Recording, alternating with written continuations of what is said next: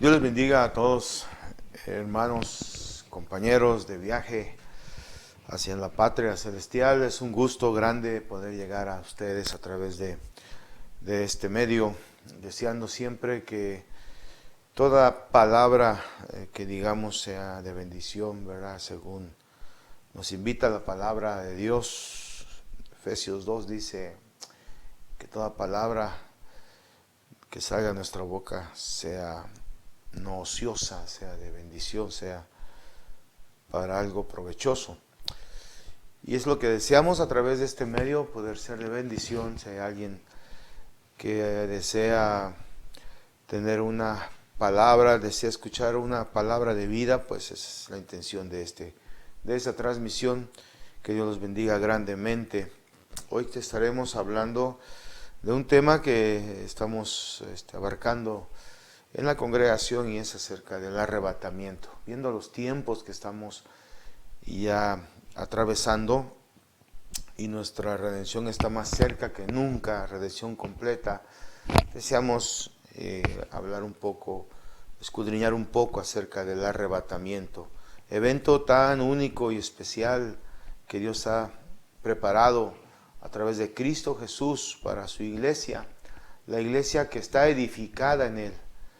El Señor Jesús en Mateo 16 aclaró que Él iba a edificar su iglesia. Sobre esta roca edificaré mi iglesia. Es la primera vez que Jesús menciona de esa manera su iglesia, mi iglesia. Y nosotros anhelamos ser la iglesia de Jesucristo, la iglesia de nuestro Señor, que esté edificada con los elementos que Él mismo proporciona. Elementos perdurables, elementos eternos y no perecederos, elementos que son para la eternidad.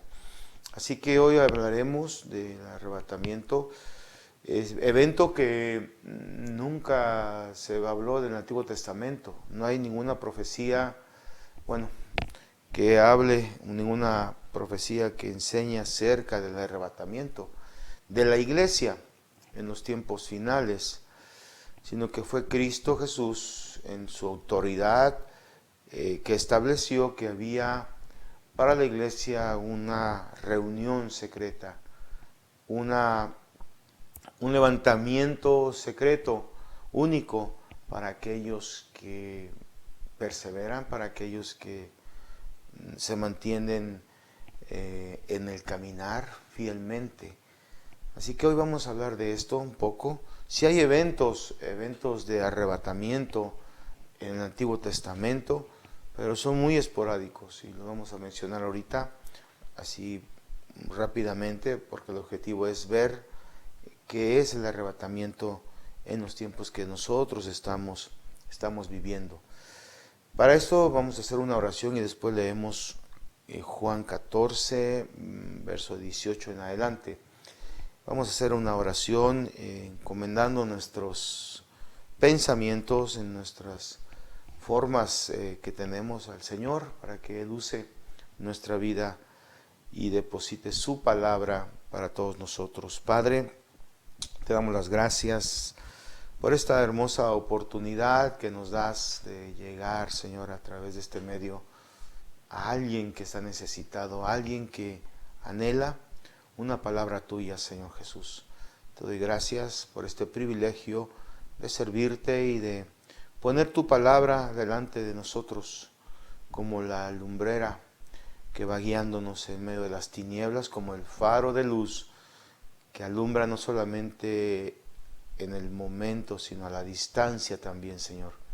Te damos las gracias, Cristo, por tu Santo Espíritu, que nos convence, que nos redarguye, que nos exhorta, que nos guía, que nos enseña, que es consolador en los momentos necesarios, director en los momentos requeridos. Espíritu Santo, danos más de ti, Señor. Amén y amén. Bueno, dice la palabra, Juan 14, 18, no os dejaré huérfanos, vendré a vosotros. Todavía un poco y el mundo no me verá más, pero vosotros me veréis, porque yo vivo, vosotros también viviréis. Nada más tengamos presente siempre esta promesa. Por cuanto yo vivo, porque yo vivo, vosotros viviréis.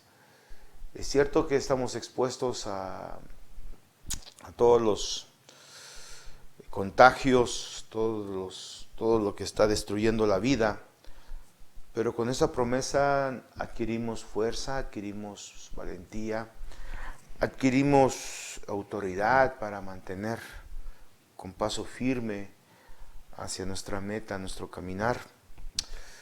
Porque yo vivo, vosotros viviréis. Él es el que determina nuestra vida, Él es el que determina nuestra prosperidad, es el que determina nuestra salud, Cristo.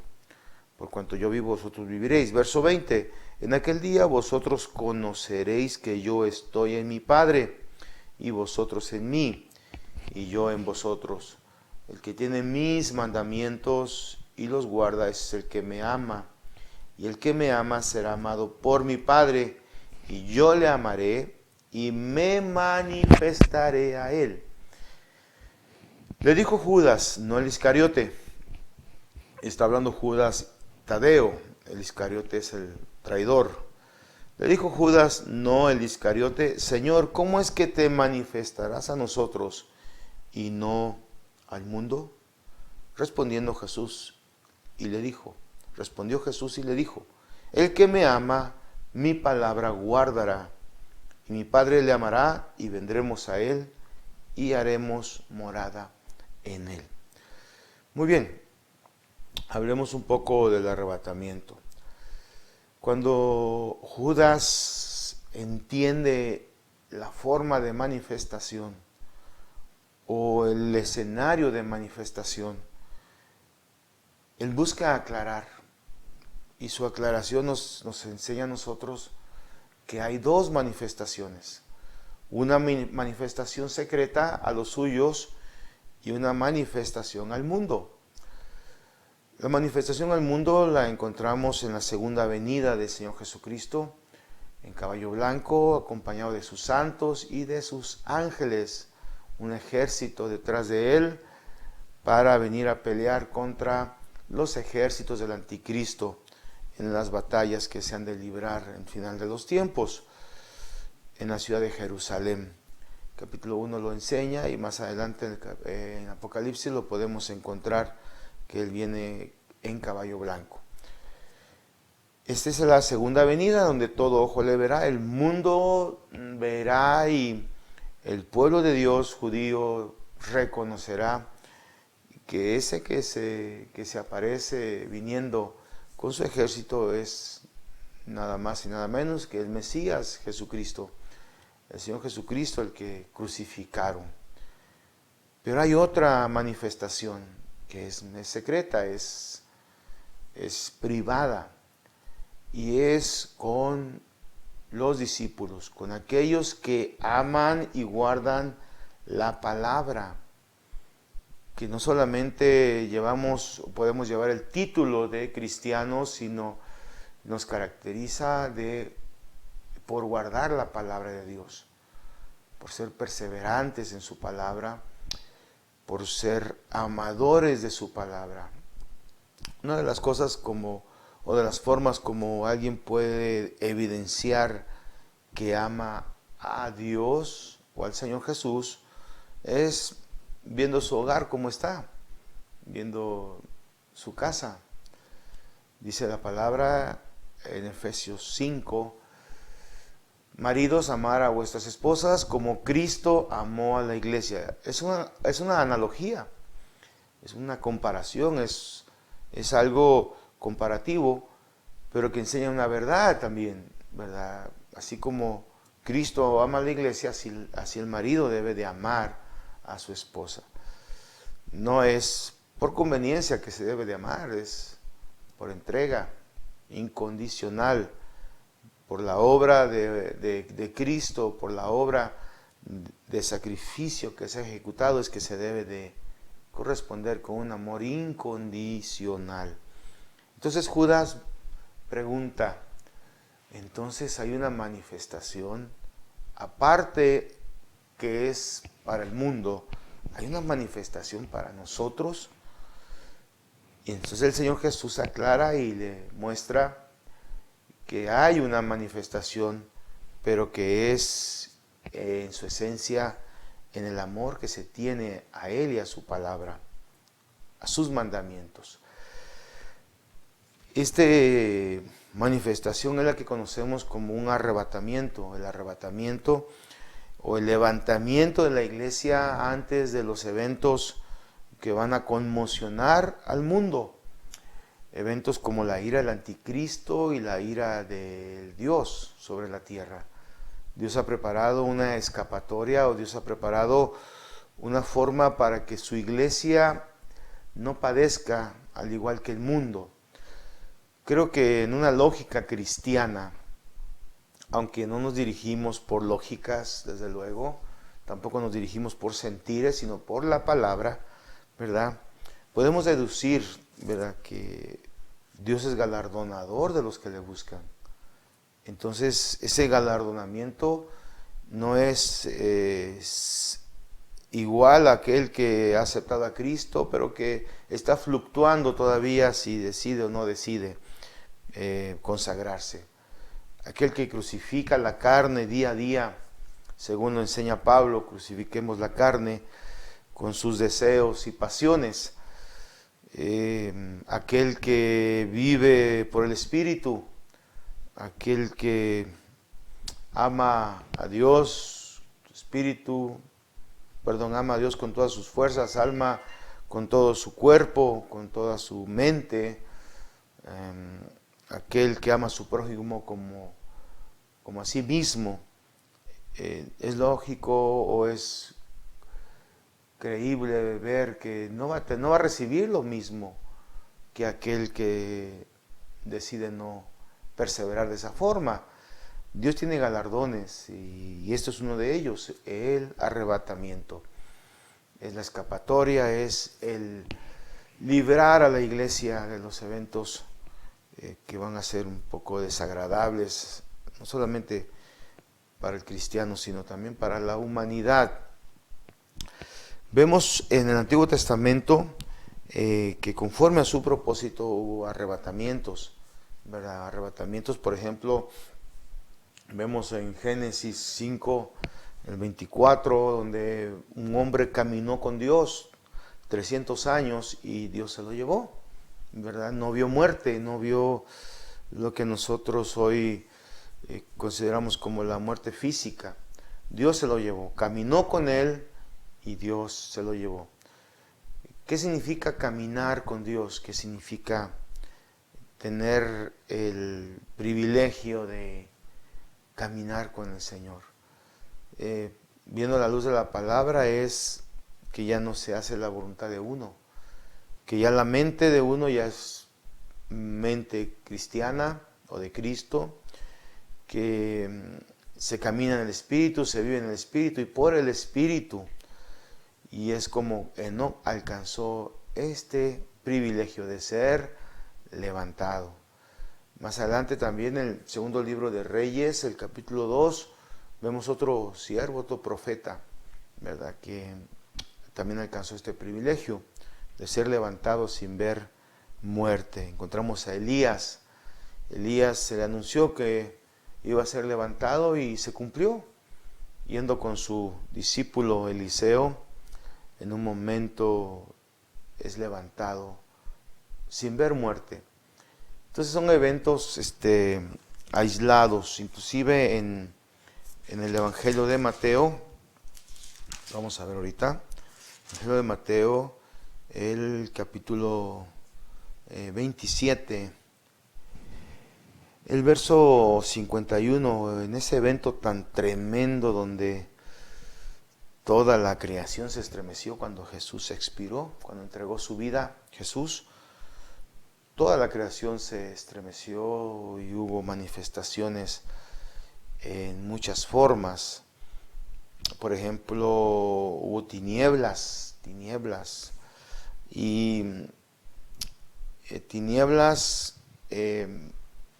porque en ese momento estaba cumpliéndose la palabra, estaba llegando la vida a los hombres, porque con su muerte nosotros recibimos vida, ¿verdad? Entonces se estaba cumpliendo. A veces, bueno, ese es el concepto, voy a decir esto porque es un concepto que tal vez se considera a favor del enemigo. Muchos, he escuchado a personas que dicen que estas tinieblas era el diablo y las huestes de maldad regocijándose por la muerte de Jesús, como si hubieran alcanzado la victoria. Pero yo veía esta escritura, hubo tinieblas, yo le veía similar como cuando el Señor en el monte Sinaí dio la ley, dio la vida. Cuando dio la ley, dice que hubo tinieblas, hubo sonidos de trompetas, shofares sonaron, hubo terremotos, tembló el monte, y era tan terrible ese aspecto, dice la palabra, ¿verdad? A uno el que se acercaba al monte era muerto, caía muerto. Y hubo tinieblas, ¿verdad? Pero era el momento en el que el Señor estaba dando la vida a Israel, la ley que iba a provocar vida, la ley que iba a traer una reconciliación hacia Dios, o la forma como el hombre podía ahora acercarse a Dios con más legalmente. Entonces yo veo que esas tinieblas pueden ser similares a estas. El momento en el que el Señor entrega su vida, parte de este mundo, la vida entra. Con su muerte nosotros tuvimos vida, con su pobreza nosotros fuimos enriquecidos. Tinieblas donde hubo temblor, hubo un terremoto, hubo estremecimiento, hasta un hombre centurión que hace unos minutos atrás estaba, no sé si torturando o disfrutando el martirio del Señor Jesús, en un momento cambia de forma de ver. ¿Qué traería esas tinieblas o esa manifestación? Que este centurión dijo, realmente este era el Hijo de Dios. Hay cosas muy, muy únicas que suceden en el mundo de Dios, en la esfera de Dios, como estas, ¿verdad? Yo así veo que eran tinieblas, ¿verdad? No el mundo de maldad o de oscuridad invadiendo, sino una clase de tinieblas donde Dios también se manifiesta, Dios está en todo lugar, aún en el infierno, aún en el Seol, ahí está Dios. En lo profundo del mar, ¿a dónde puede ir el hombre para esconderse? Porque ahí está Dios. Dios está en todos los lugares, en todos los tiempos y en todos los momentos. Entonces, esto es lo que le quiero leer. Verso 51, entonces dice que en el momento en que Jesús expira, verso 51, 27, 51, y aquí el velo del templo se rasgó en dos, de arriba a abajo, y la tierra tembló, y las rocas se partieron, y se abrieron los sepulcros, y muchos muertos de santos que habían dormido, no muerto, habían dormido.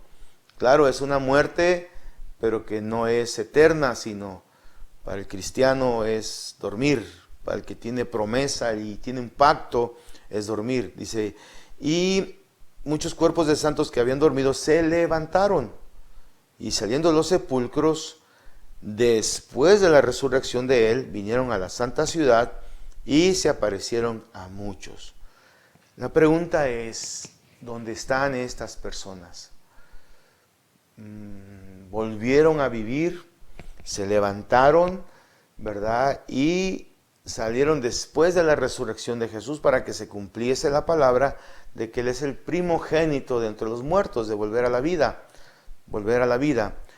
Pero este evento es el único que lo relata, es Mateo.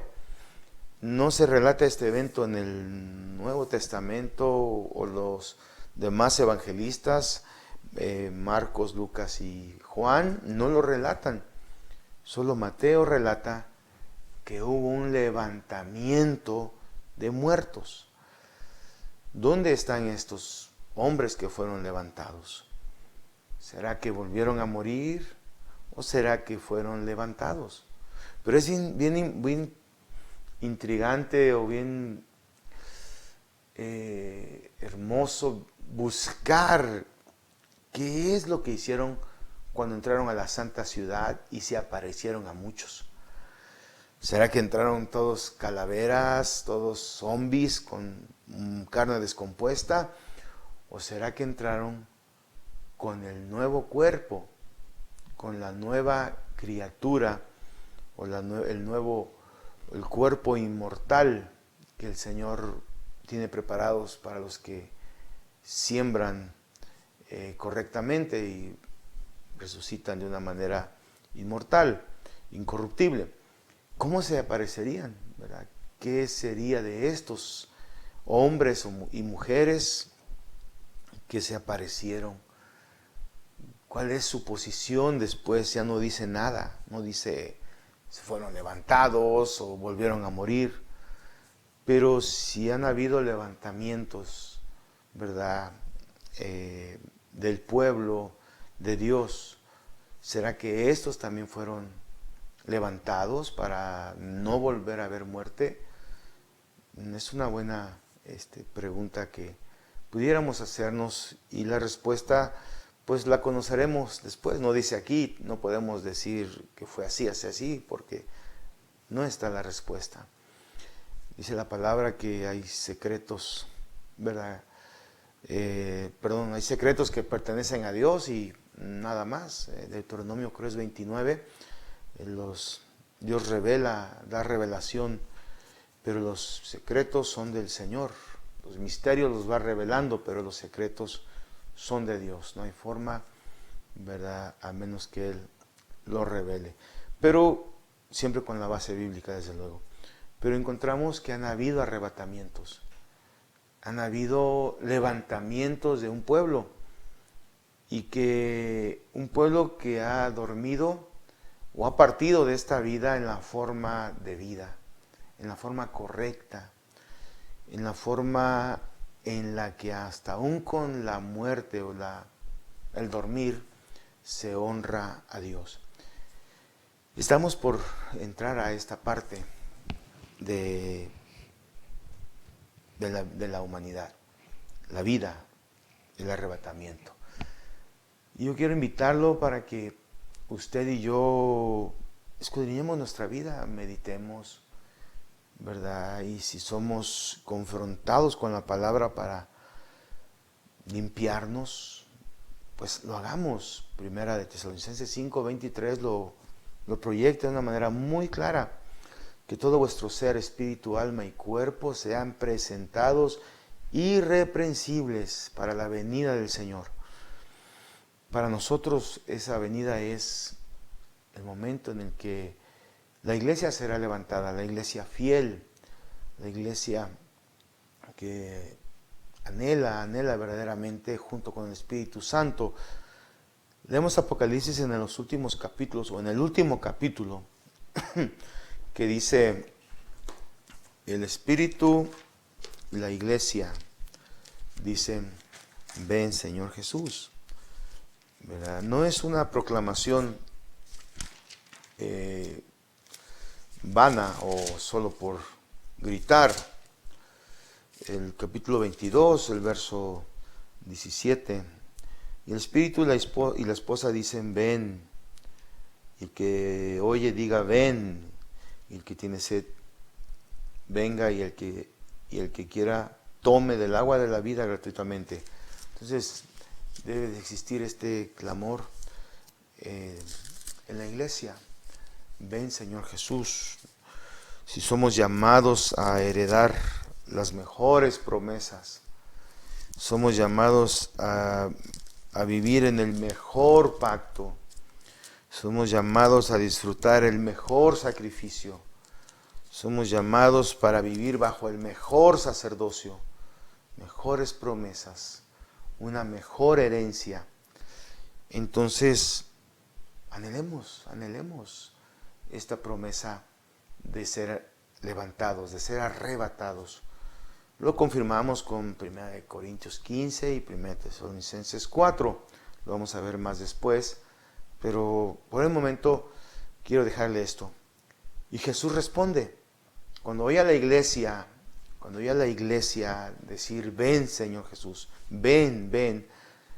En el verso 29, 20 de Apocalipsis 22, 20, dice así: el que da testimonio de estas cosas, ciertamente dice, ciertamente vengo en breve. Amén, sí, ven Señor Jesús. Él responde y dice, vengo en breve. Vengo en breve. Él no se hace indiferente, el Señor, ante el clamor de su pueblo. Esas palabras la interpretamos cuando dice, ven, he aquí vengo, dice, vengo en breve. Él nos da todo lo necesario para mantenernos en esa espera. Fortalece tu ser completo, espíritu, alma y cuerpo en Cristo. Fortalece tu alma, restauremos el alma y que nuestra mente siga siendo cada día renovada. Presentemos nuestros cuerpos en una ofrenda, un sacrificio vivo, santo y agradable a Dios. Que sea nuestro culto diario, nuestro culto racional. Que nadie deje de perseverar. Usted que está viendo o escuchando, aliéntate con estas palabras. Fortalece tu ser. Mira hacia arriba. De esa misma manera, pues, según capítulo 1 de Hechos, como los apóstoles y discípulos vieron ir a Jesús, Él dijo, de esa misma manera lo veréis venir nuevamente. Es pronta la palabra para cumplirse. Del que ha de venir, vendrá y no tardará. Te dejo esta meditación, ¿verdad? Ya han habido arrebatamientos. Y no podemos dudar que en estos tiempos finales Jesús lo afirma en el capítulo 14 de Juan, lo afirma inclusive cuando le dice en el capítulo 14, versículo 3, y si me fuere y os prepararé el lugar, vendré otra vez y os tomaré a mí mismo, para que donde yo estoy, vosotros también estéis. Vendré otra vez y os tomaré a mí mismo. Es el Señor Jesucristo que en medio de su gloria, de su excelencia, Él vendrá nuevamente, pero ya sin relación con el pecado, ya no para presentarse como un sacrificio, sino ahora viene para llevarse a su amada, a su iglesia, la que ha perseverado. Dios los bendiga, esfuercémonos. Esfuérzate y esforcémonos por nuestro pueblo y por las ciudades de nuestro Dios, y que Dios haga como bien le parezca con nosotros. Estamos en sus manos, no en las manos del mundo ni del adversario. Somos su pueblo, somos sus servidores, somos su iglesia y esperamos en Él las mejores promesas de todos los tiempos. Gracias, Padre, te damos en esta hora. Vamos a hacer una oración. Alguien que está viendo, tiene algún padecimiento, tiene alguna situación que te está estorbando físicamente o en el alma. Dios es poderoso para traer salud, fortaleza, sanidad divina a tu vida. Oremos, Padre, tú conoces los ambientes, tú conoces todos los momentos. Tú conoces, Señor, lo que podemos estar en este momento, atravesando en este peregrinaje. Padre, auxílianos, trae, Señor, fortaleza, trae sanidad divina a los cuerpos y restauración al alma. Trae, Señor, sanidad al quebrantado de corazón. Trae, Señor, apertura de prisiones al que ha sido cautivado. Al que todavía es esclavo del pecado, Señor, muéstrale que tú eres el libertador, que tú eres el que nos liberta de todo pecado, para que disfrute aquel que está cautivo, esclavo al pecado, disfrute tus bendiciones, tus promesas, disfrute la libertad con la que tú nos has hecho libres, Señor Jesús. Lo pedimos en esta hora, Señor, que avancemos, caminemos y no retrocedamos, porque es una conducta que no agrada a tu alma. Señor Jesús, te damos las gracias por tu pueblo, trae salud, Señor, por tu palabra, por tus llagas hemos sido curados. Y tu sangre, Jesús, siga, Señor, limpiándonos de toda maldad, de todo pecado, y reprendiendo siempre al destructor. Tu preciosa sangre la proclamamos. En tu maravilloso nombre, Cristo, te damos las gracias. Sea bendito tu pueblo, sea perseverante tu pueblo en todos los tiempos, Señor. Nos vestimos, Señor, con tu armadura para enfrentar los desafíos diarios.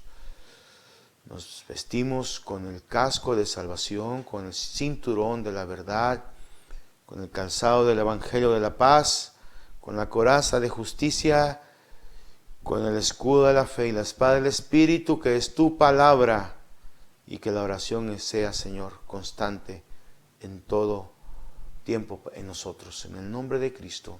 Gracias, Señor. Gracias, Cristo. Bendice a tu pueblo y guárdalo. Amén y amén. Que Dios bendiga, hermanos, amigos, compañeros de viaje. Sean prosperados sus caminos en todas las cosas y adelante, adelante. Alegrémonos sabiendo que Cristo viene pronto y animemos nuestra vida. Alentémonos unos a otros con estas palabras. Feliz día, Dios bendiga grandemente. Hasta la próxima. Amén.